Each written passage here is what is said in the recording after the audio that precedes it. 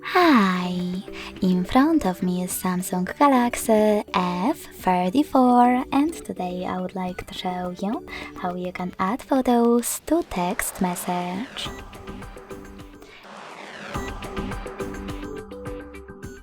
Begin by opening Messages app and selecting one of your chats.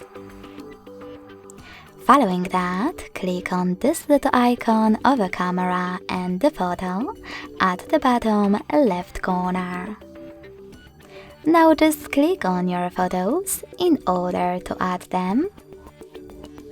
Select Gallery section, pick them from here and click on Add at the top right corner. Or click on Gallery, select Folders on the left and look for your photos over here. You can click on Images at the top to make it easier. Select one of those apps or click on those three lines at the top left corner and pick any of those sources, like Downloads. Wherever you decided, when you're ready, just hold your photo that you wish to add and click on Select at the top right corner to attach it.